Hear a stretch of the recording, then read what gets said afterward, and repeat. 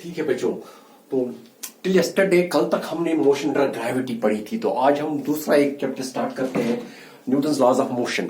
ये एक बड़ा इंपॉर्टेंट चैप्टर है। इसमें बहुत से क्वेश्चंस पूछे जाते हैं नीट जेईई में, नीट में। तो इस चैप्टर को समझने के लिए हम पूरी डिटेल में पढ़ेंगे। उसके लिए हम फोर्स का कॉन्सेप्ट यूज करते हैं और एक्चुअली इस न्यूटन्स लॉज ऑफ मोशन में बहुत सारे क्वेश्चंस पूछे जाते हैं। It's a very important chapter in the physics.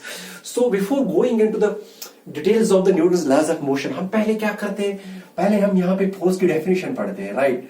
तो फोर्स क्या है होता है, बिकॉज ये न्यूटन्स लॉज ऑफ मोशन पढ़ने के लिए हमें फोर्स की डेफिनेशन पढ़ती है। और फोर्स क्या है, ये एनी पुल और चेन, एनी पुल और पुश, एनी पुल और पुश। जब भी हम किसी चीज को धक्का देते हैं या अपनी तरफ खींचते हैं तो उसको हम क्या कहते हैं, उसको हम फोर्स बोलते हैं। बिकॉज जब हम किसी भी चीज को, फॉर एग्जाम्पल अगर हमारे पास ये ब्लॉक है फॉर एग्जाम्पल ये एक्स एक्सिस पे है, ये वाई, तो अगर हम इसको यहां से फोर्स देते हैं अलोंग एक्स एक्सिस, हम इसको एक फोर्स देते हैं तो ये डिस्प्लेस होता है यहां से और एक्सेलरेशन ये होती है। तो हम उसको पुल देते हैं। जब हम इसको पुल देते हैं तो इसमें मोशंस आती है। और ये न्यूटन्स लॉज ऑफ मोशंस पढ़ने के लिए किसी एक्सटर्नल एजेंसी की जरूरत होती है। और वो एक्सटर्नल एजेंसी क्या हो सकती है, वो फोर्स हो सकता है, वो पुल हो सकता है, वो पुश हो सकता है। जब भी हम इसको पीछे से पुल करते हैं, हम इसको पीछे से पुश करते हैं तो ये फॉरवर्ड जाता है because of force. We are applying the force on it in forward direction along x axis. तो इसमें एक एक्सेलरेशन आती है। और इस न्यूटन्स लॉज ऑफ मोशंस को पढ़ने के लिए हमें we have to understand what force is, what pull is, what push is, because और जब हम इस पे फोर्स अप्लाई करते हैं तो इसमें एक्सेलरेशन आती है, एक्सेलरेशन आ सकती है इसमें। तो ये पुल और पुश क्या हो सकता है, ये फोर्स हो सकता है और it can change the state of the system, it can change the motion of the system, this pull और पुश। तो after we are applying the force, हम और इस फोर्स को अप्लाई करने के बाद हम स्टेट ऑफ द चेंज, हम state of the system change कर सकते हैं, state of the system change कर सकते हैं। State of the system can be changed. वो क्या होता है, can state of the system can be changed. तो व्हाट आई मीन टू से कि न्यूटन्स लॉज ऑफ मोशंस पढ़ने के लिए हमें फोर्स अंडरस्टैंड करना है। फोर्स क्या है कि जब भी हम किसी को पुल और पुश करते हैं, फॉर एग्जाम्पल एक डोर है वहां पे, हम उसको अपनी तरफ खींचते हैं तो हम उसको खोलते हैं, it means we are applying the force on it. So अगर कहीं पे कुछ ब्लॉक ऑफ मास है और ये ब्लॉक ऑफ मास जो है, if we have to displace it, अगर हमें इसको धक्का देना है तो we are applying force on it.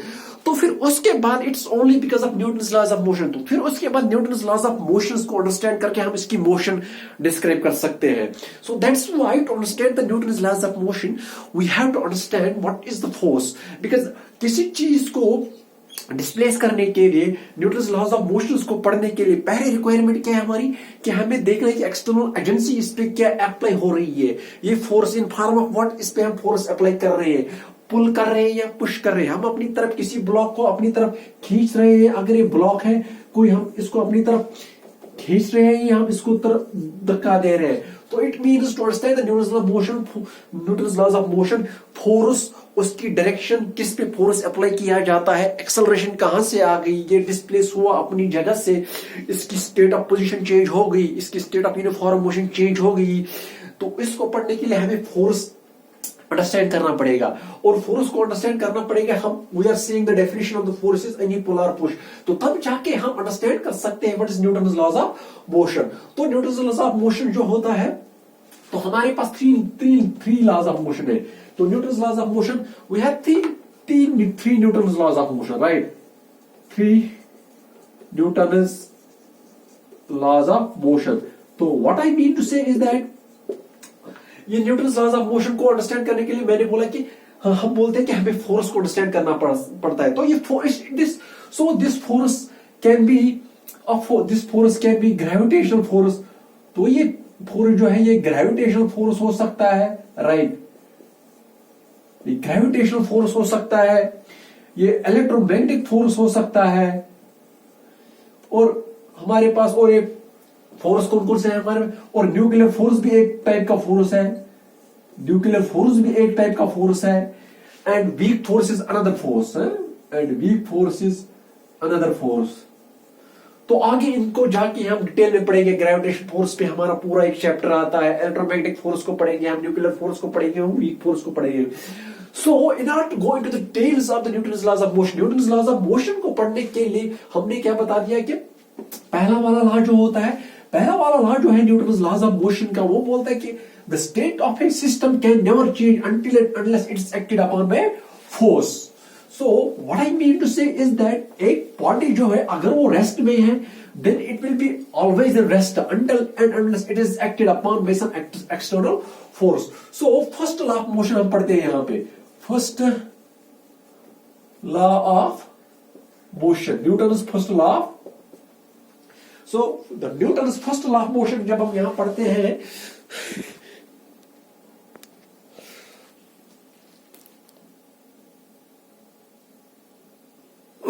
So Newton's laws of motion को मैंने बता दी कि न्यूटन्स लॉज ऑफ मोशन को पढ़ने के लिए हमें फोर्स की डेफिनेशन को अंडरस्टैंड करना है, फोर्स को अंडरस्टैंड करना है, पुल और पुश को अंडरस्टैंड करना है, कैसे एक बॉडी को डिस्प्लेस कर सकता है from one point two another point. तो उस then I talked about कि ये force gravitational force, then the types of this force are gravitational force, electromagnetic force, nuclear force and weak forces. और इस ग्रेविटेशनल फोर्स को हम आगे जाके पूरे डिटेल में पढ़ेंगे. And the SI unit of this force is, SI unit of force is,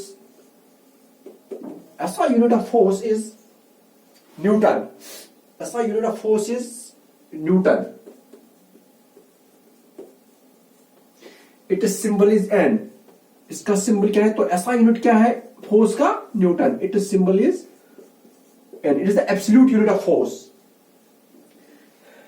इसका another unit of force is dyne. Another unit of force is dyne. Another unit of force is dyne, dy and dyne. And the relation between the SI unit Newton and the unit dyne of force is, relation इन दोनों के बीच में क्या है? 1 Newton is 10 raised power 5 dyne. 10 raised power 5 dyne. This is the relation between the Newton and the dyne. Or 1 dyne is 10 power minus 5 Newton. तो ये relation है between Newton and dine. तो SI unit of force is Newton and its symbol is N, and another unit of force is dyne, and it's the relation between the Newton, which is the SI unit of force, and the relation with the dyne is 1 Newton is equal to 10 power 5 dyne. There are another, then we have, and we can say, and where 1 dyne is equal to 1 gram per centimeter square. 1 gram per centimeter square.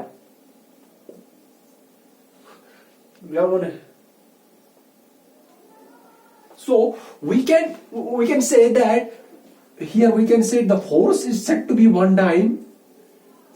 तो हम बोल सकते हैं कि किसी object पे, किसी particle पे फोर्स 1 डाइन है जब हम इसको डिस्प्लेस कर सकते हैं, जब हम एक पार्टिकल जिसका मास 1 ग्राम है उसको हम डिस्प्लेस कर सकते हैं through 1 centimeter. That's when we can say the force acting on a particle is 1 dyne. We can say the force acting on a particle is 1 dyne when we can displace the particle of mass 1 gram through displacement of 1 centimeter by producing an acceleration. Sorry, we can say that the force acting on a particle is 1 dyne when the mass of the particle is 1 gram and the acceleration produced in it is 1 centimeter square, and the acceleration produced in it is 1 centimeter square. तो उसके बाद हम बोल सकते हैं कि इस पे फोर्स 1 डाइन है. तो हम कब बोल सकते हैं कि किसी पार्टिकल पे हमने फोर्स 1 डाइन लगा दिया? जब एक पार्टिकल जिसका मास 1 ग्राम है और उसकी एक्सेलरेशन क्या है 1 सेंटीमीटर स्क्वायर है, तब जाके हम उसको बोल सकते हैं इसके ऊपर 1 डाइन फोर्स अप्लाई किया जाता है. तो ऐसे ही हम कब बोल सकते हैं कि force is 1 newton when we can say force is equal to 1 newton when it is 1 meter. That means 1 Newton is 1 per centimeter square. 1 Newton is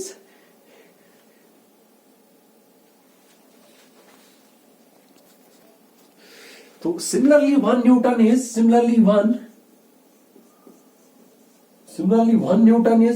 1 kilogram per meter square. 1 kilogram second square. So we can say So we can say the force on a particle is 1 Newton when the mass of the particle is 1 kg and its acceleration is 1 meter square. So एक particle पे force उस समय 1 Newton होगा जब एक particle का मास 1 kg है और इसकी एक्सेलरेशन 1 मीटर पर सेकंड स्क्वायर है, तब जाके हम उसको बोल सकते हैं इस पे फोर्स 1 न्यूटन अप्लाई हो गया. So the dimensional formula can be given as dimensional formula force. तो ये रहा कि 1 is equal to 1 gram per centimeter square, 1 Newton is 1 kilogram per meter per second square, and similarly we can say the dimensional formula of force. Dimensional formula of force. We know that from Newton's laws of motion, force is equal to ma. Acceleration is velocity upon time. It is equal to velocity is equal to L by time, length upon time, right? So it is equal to ml t square. So it is equal to ml t minus 2. So this is the dimensional formula for force. So this is the mlt minus 2 is the dimensional formula for the force. Now, तो हमने बता दिया कि Newton's laws of motion को पढ़ने के लिए पहले हमें फोर्स को अंडरस्टैंड करना पड़ेगा. Force can be any pull और पुश, जिससे पार्टिकल डिस्प्लेस हो सकता है, जिससे पार्टिकल का स्टेट ऑफ मोशन और स्टेट ऑफ रेस्ट चेंज हो सकता है. It can be in form of pull और पुश. फिर then we say that there are different types of forces like gravitational forces, electromagnetic forces, nuclear forces, weak forces. तो आगे जाके हम इनको पूरी डिटेल में पढ़ेंगे. Then we say that the SI unit of the force is 1 Newton. When we can say that the force being applied on a particle is 1 Newton, when a force, we can say the force is 1 Newton when a particle of mass 1 kg is given the force and its acceleration is 1 meter per second square. Then we can say its force is 1 Newton. So similarly, we can say the force is 1 dyne. We can say the force on a particle is 1 dyne when a particle of mass 1 gram is accelerated by 1 centimeter square.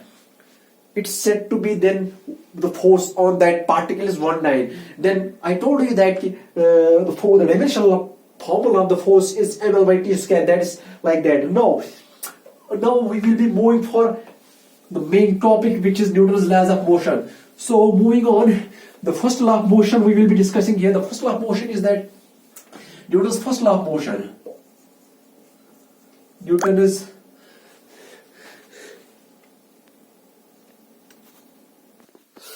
So this is the first law of Newton's first law of motion. Every object remains in state of rest or state of uniform motion unless acted upon by some force. कि जब भी कोई particle होता है, for example मेरे सामने ये eraser है, it will always be in a state of rest or state of motion until and unless acted upon by some force.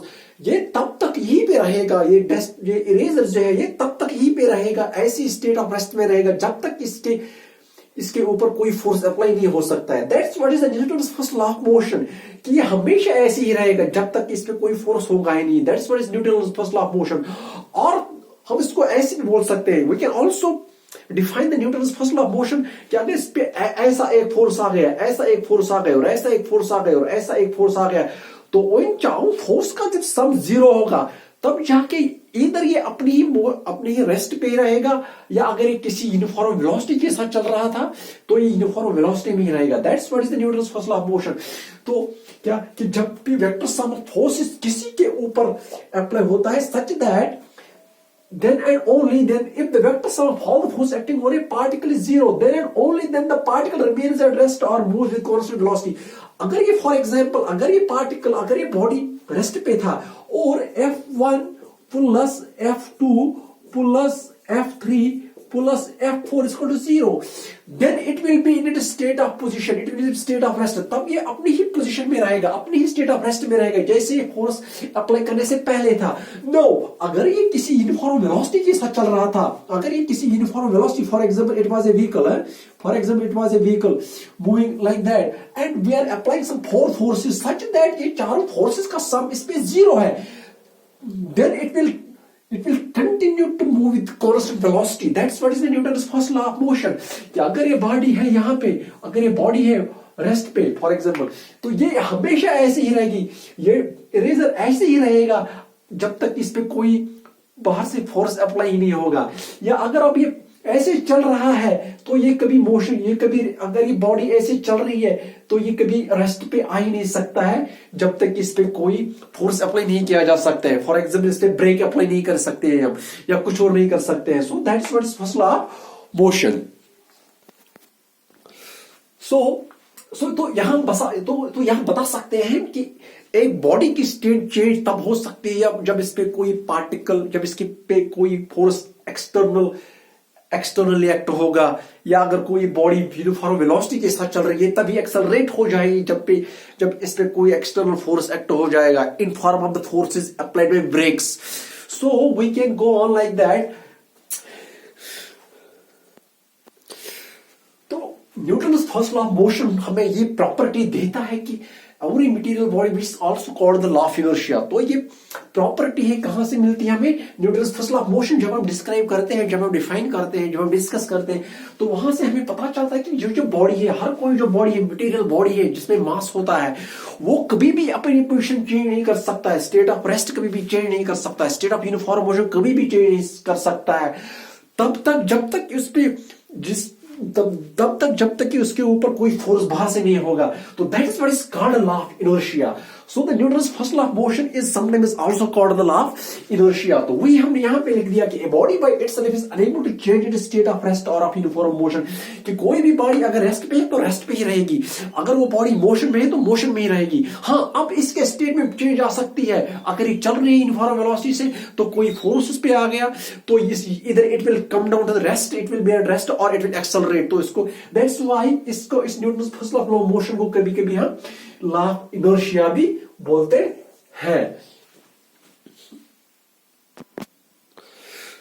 So I defined inertia, law of inertia, which is also called the first law of Newton is also called the law of inertia. कि एक body तब तक अपनी ही state में रहेगा जब तक कि आप उस पर कोई फोर्स नहीं एक्ट होगा, और एक बॉडी तब तक यूनिफॉर्म मोशन में रहेगा जब तक कि उस पर कोई बाहर से फोर्स अप्लाई नहीं होगा. Then we have, so which is also called the law of inertia. We can have the inertia of rest, inertia of motion, inertia of direction. तो फर्स्ट वाला हम यहाँ पे डिफाइन करते हैं what is inertia of rest. एक inertia of rest हम कैसे बोल सकते हैं? It is that property by which a body at rest tends to remain rested. ये ऐसी इनर्शिया ऑफ रेस्ट बॉडी की एक ऐसी प्रॉपर्टी है कि जिस प्रॉपर्टी की वजह से ये बॉडी अपनी ही स्टेट ऑफ रेस्ट में रहना चाहता है. Always it will try to remain in it state of rest in the absence of any force. For example, जब एक व्हीकल चलता, फॉर एग्जाम्पल जब पैसेंजर्स व्हीकल में रहते हैं तो उनकी बॉडी जो होती है वो रेस्ट में होती है, because vehicle is also in the rest. अब जब अचानक से व्हीकल या बस या ट्रेन, अब जब अचानक से ट्रेन या बस निकलना शुरू करती है तो there is a sudden jerk backwards. Why? Because ये जो फीट होते हैं हमारे, ये जो पाँव होते हैं हमारे, वो रेस्ट पे होते हैं ऑन द बस. अब ये अचानक स्टार्ट होती है निकलने के लिए बस, तो ये बॉडी पीछे की तरफ जंप क्यों करते हैं? It is because of law, it's because of inertia of rest. Because ये पाँव जो होते हैं ये रेस्ट पे होते हैं, और ये रेस्ट पे होते हैं, और जब ये बस आगे निकलती है तो ये feet they are moving in the forward direction with the bus, but the upper body जो है, अपर बॉडी वो रेस्ट में होती है.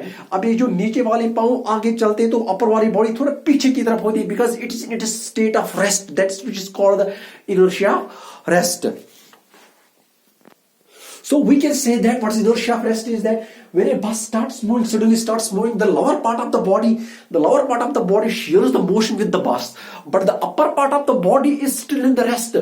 So there is a sudden backward jerk. It's because of inertia of rest, because the lower part of the body is sharing the motion with the bus, but the upper part of the body is still in the rest, which is because of inertia of rest. So that's why, because of that inertia of rest, a body feels certain jerk, certain push backwards. That's what it's called, the inertia of rest. The other example we can give here, when we are taking the blanket, जब हम कोई blanket लेते हैं तो हम उसको डंडे से मारते हैं. वो डंडे से मारते क्यों है?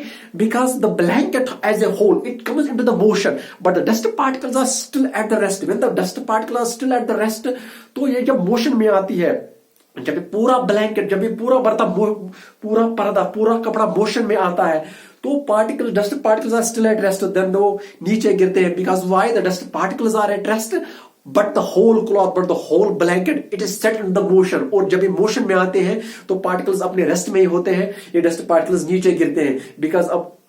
बिकॉज ये ब्लैंकेट जो है, कपड़ा जो है, ये आगे की तरफ थोड़ा होता है, बिकॉज हम उसको डंडे से मारते हैं. Because of that inertia of rest of the dust particles, they fall down. They are not moving along with the curtain, they are not moving along with the cloth. और जिस क्लॉथ को हम डंडे से मारते हैं, और ये क्लॉथ आगे की तरफ होता है, लेकिन डस्ट पार्टिकल अपनी ही जगह होता है because of inertia of rest. और जब ये अपनी जगह होता है तो ये नीचे गिरता है. नीचे क्यों गिरता है? बिकॉज ये पर्दा, ये जो कपड़ा है जिसको हम डंडे से मारते हैं, ये थोड़ा आगे की तरफ होता है, और these dust particle fall off on the ground because of the inertia of the rest. I hope you understand today the inertia of rest. Inertia is actually the property of our material bodies, which is actually we derived from the Newton's first law of the motion. Newton's first law of motion से हम ये understand कर दिए कि what is actually the inertia, what is actually the law of inertia, कि हर body अपनी ही state में रहेगी, चाहे वो रेस्ट पे होगी तो रेस्ट में ही रहेगी, चाहे वो मोशन में होगी, यूनिफॉर्म वेलोसिटी में होगी तो यूनिफॉर्म वेलोसिटी में होगी. अब जब इसके ऊपर बाहर से कोई, मतलब बाहर से इस पे कोई फोर्स अप्लाई कर रहा है, तब जाके इसकी state of position, state of motion, state of uniform velocity change हो सकती है. फिर वहां से हमने ड्राइव कर दिया कि every material object has a property called off the inertia, property of inertia. That's why the first law of Newton is also called the law of inertia. Law of inertia क्या बोलता है कि हर कोई particle अपनी ही rest पे होता है जब तक इसके ऊपर कोई फोर्स अप्लाई नहीं हो सकता है, और पार्टिकल अपनी यूनिफॉर्म वेलोसिटी कंटिन्यू कर देगा जब तक इसमें कोई फोर्स अप्लाई नहीं पा रहा. Then we told that there are three types of inertia: inertia of rest, inertia of motion, inertia of direction.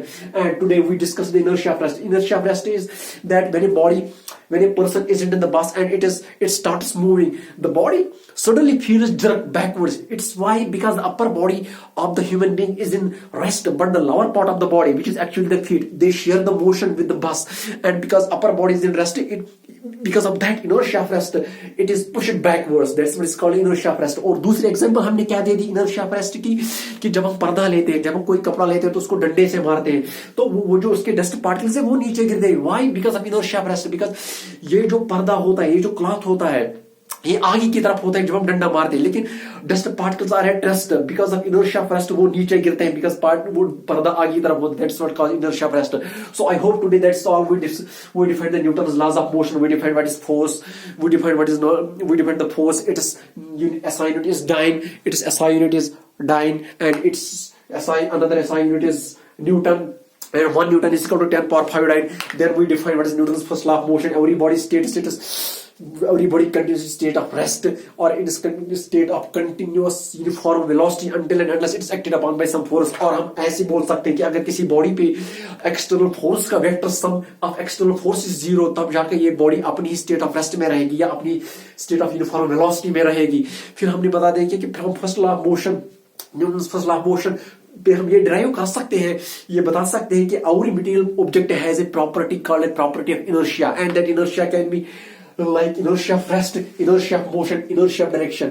So the first thing we defined here, discuss inertia of rest. Inertia of rest क्या होता है कि एक body rest पे ही रहेगी जब तक इस पे कोई ऊपर से बहुत फोर्स नहीं आएगा, एक्सटर्नल एजेंसी नहीं आएगा to change the system, to change the state of the system. For example, मैंने एक अच्छी एग्जाम्पल दे दिया आपको. एक पर्दा लेते हैं, एक उसको डंडे से मारते हैं तो उसमें थोड़ी धूल होती है, तो वो धूल नीचे क्यों गिरती है? बिकॉज ये पर्दा जो होता है, ये कपड़ा जो होता है, ये मोशन में आता है, लेकिन डस्ट पार्टिकल इसमें जो होते हैं वो रेस्ट पे होते हैं. जब वो रेस्ट में होते हैं तो वो नीचे गिरना शुरू करते हैं. That is what is inertia of rest. Similarly मैंने बता दिया कि कोई बंदा जो होता है जब वो गाड़ी में चढ़ता है, तो जब गाड़ी निकलना शुरू करती है तो अचानक से एक झलक होता है पीछे की तरफ. व्हाई? बिकॉज ये जो लोअर बॉडी होती है वो मोशन में आती है, लेकिन जो अपर बॉडी होती है वो that is still in the rest. Because of that inertia of rest ये पीछे की तरफ होती है. That's what is called inertia of rest. I hope that's all for today. All the best. See you soon tomorrow. Allah Hafiz.